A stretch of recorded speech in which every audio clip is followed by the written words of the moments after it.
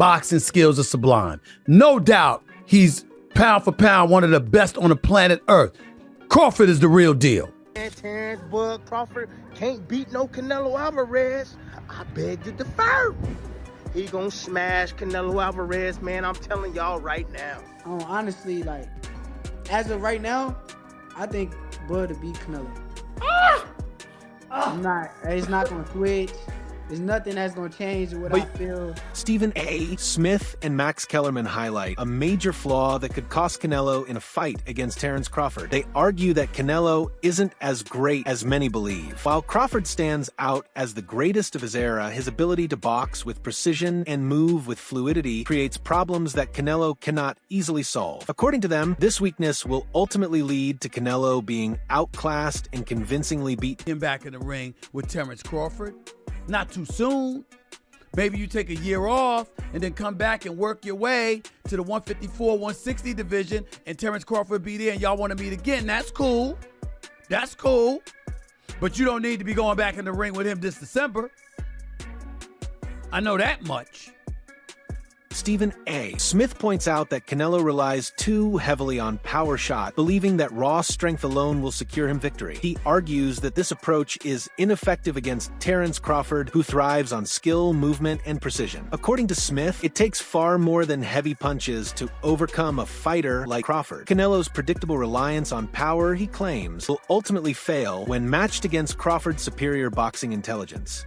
You got a love for boxing. Yes, love boxing. Who gonna win the fight, man? That's coming up, the biggest fight in boxing. Crawford. Huh? Crawford. I'm not hesitating. Crawford. I'm not even hesitating. Crawford. You gonna stand on that all the way to September 13th? I love Canelo. Crawford will beat Canelo. Crawford will beat Canelo by decision. I can't see anybody knocking out Canelo Alvarez. But I do believe that if you can box and you can move, that you can beat Canelo. You can outpoint him. That's right. When I think about Canelo, one of the things that I don't like about Canelo, despite his greatness, and a neck as wide as Broadway for crying out loud, right. It's like almost every shot has to be a power shot. It's a power shot, yeah. That's not beating Crawford.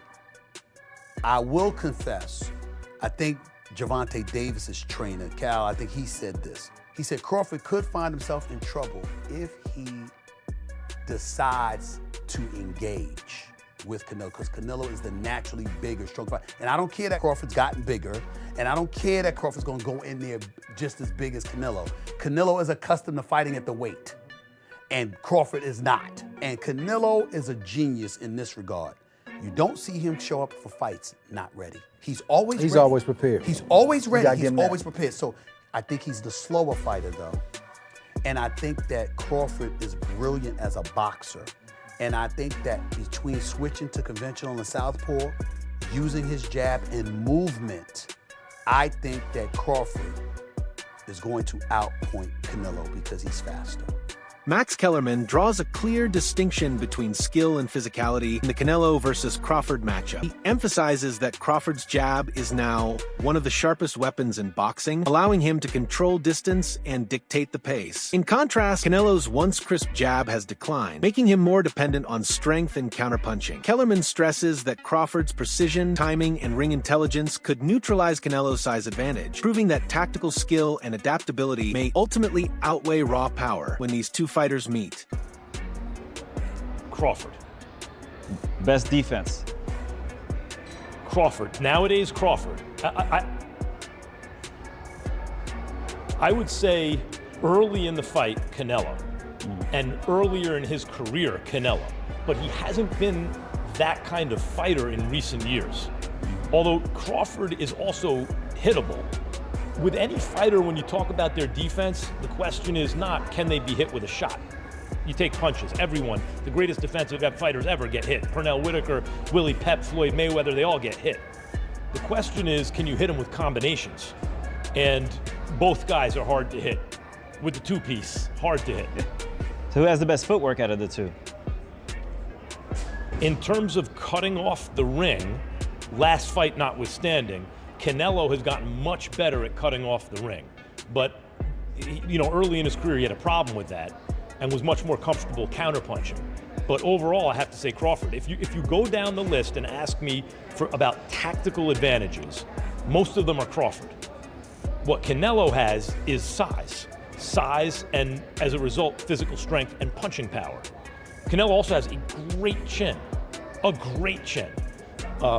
But in terms of, if you want to go skill for skill, especially the recent version of Canelo, who's had to turn into a seek and destroy guy, who had to learn as his career went on to cut off the ring and not just follow guys around. Like Lara, Trout, Floyd, he followed those guys around. He had trouble because he's really a natural counterpuncher who wants you to come to him.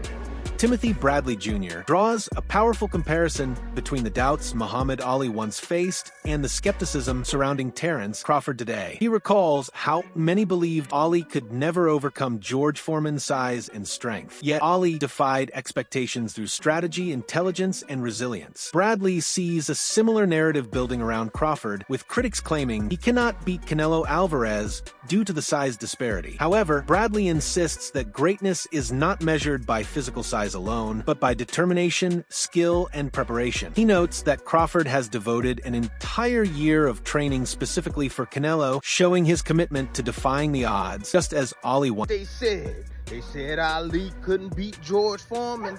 Yep. They said that Jack Dempsey couldn't beat Jess Willard. Yeah. 6'6", Jess Willard, 250 plus pounds. Little old Jack Dempsey knocked him out. Yeah, they saying Terence Bud Crawford can't beat no Canelo Alvarez. I beg to differ. He gonna smash Canelo Alvarez, man. I'm telling y'all right now. He gonna smash Canelo Alvarez. It's not gonna even be a fair fight. I promise you that. It's not gonna be a fair fight, because the minute he get acclimated to that punching power, it's gonna be over for Canelo Alvarez. Yeah, that wide swinging left hook, them big looping right hands. Oh, he can straighten that right hand. You don't think they're gonna be ready for that? Crawford and his team are the best in the business. Yeah, best in the business. Crawford has trained for this for an entire year. 1 year for one man. Thinking about him every day when he's out there grinding, watching video, studying film. Yeah, everybody talking about the weight. Ooh, the weight, he too heavy. Tell, it was weight classes for a reason, and all of this crap. Man, you think greatness is just built on just being comfortable?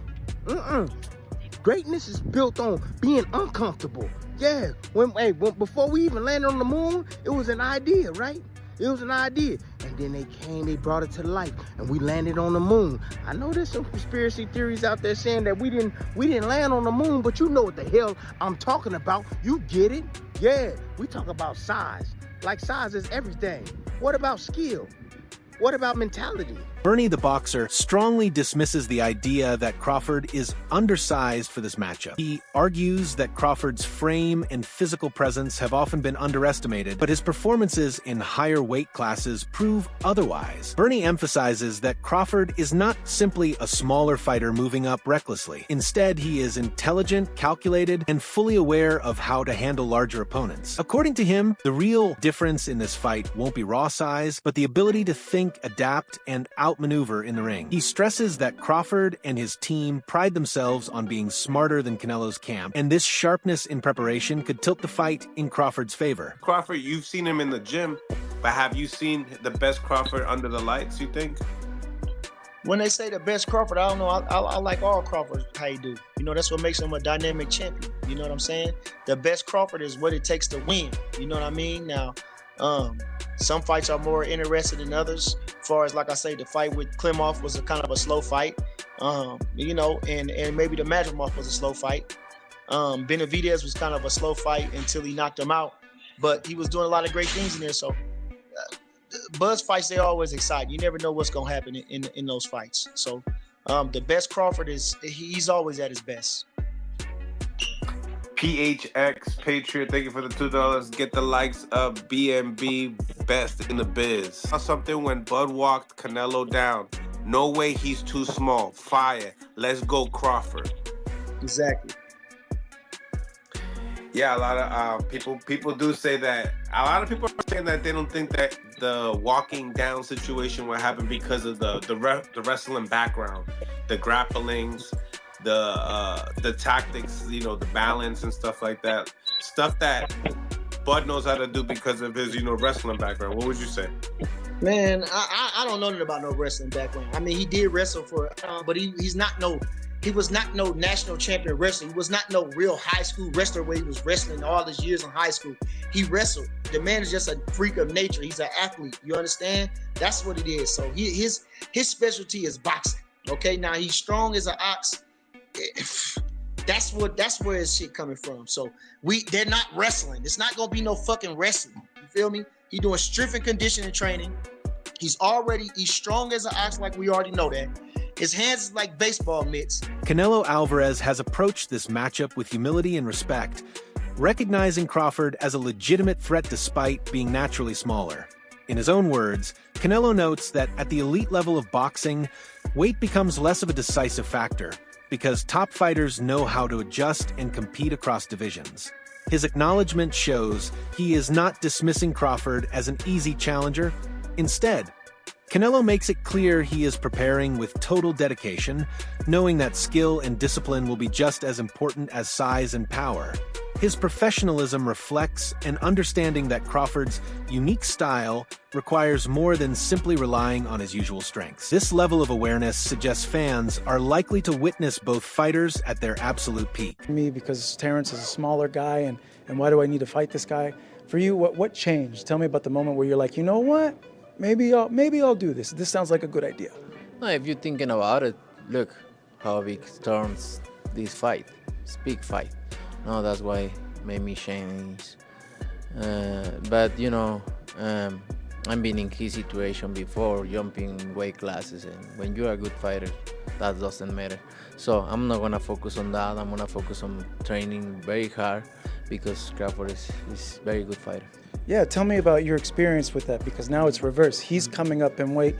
What could be dangerous? What aren't we seeing that maybe you see in this fight? No, everything. He's a good fighter. Obviously, I know that, and I need to be careful. I need to be careful in everything, so I see everything. And Shakur Stevenson has expressed full confidence in Crawford's chances against Canelo. Based on first-hand observations from training camps, Stevenson reveals that Crawford has been sparring with fighters who match or even exceed Canelo's size. And in those sessions, Crawford has been dominating. He highlights that while Canelo's chin has always been regarded as one of his strongest assets, it won't matter if he is consistently hit with precise and accurate shots. Stevenson argues that boxing at this level isn't just about absorbing punishment, but about avoiding clean hits, and Crawford's accuracy ensures that every punch carries weight. For Stevenson, this proves that Crawford has the tools to overcome both size and durability. Honestly, like, as of right now, I think Bud to beat Canelo. It's not going to switch. There's nothing that's going to change what I feel. You've been feeling like that since day one. I think, but now nobody never thought about that fight like that, because when you were saying nobody was thinking about that fight because not even Crawford. Crazy. Yeah, thought I was crazy. I still think it's crazy though. For me, I still think it's crazy. But like you said, I'm not in the gym. I'm not in the gym. Yes, you have to see him, man. The people he spars, everybody that Bud Crawford spars, is the same size as Canelo. Like all these guys that he's sparring is bigger guys. He don't even he do spar with people his size sometimes, and sometimes he getting there with me. That's strictly for skill. That's strictly to keep his skills, his hand speed, the IQ level up. But the people that Bud Crawford spars is big ass dudes, and I'm watching what he can do in the ring and sparring. It's nothing that's gonna change come fight night. And I hear y'all say that the 16s and the 8s is different. I agree, but y'all gotta realize Bud got on 8s too. And the chin also. Like Canelo Alvarez got one of them chins, man. Bud got on 8 ounces too. And you can have all the chin in the world. I don't give a fuck who the fuck you is. If you get punched by the right motherfucker, you gonna feel that shit. But that's the thing. He got punched by the right motherfuckers in Triple G and Kovalev. Okay. And you don't know if Bud gonna crack him with a cleaner shot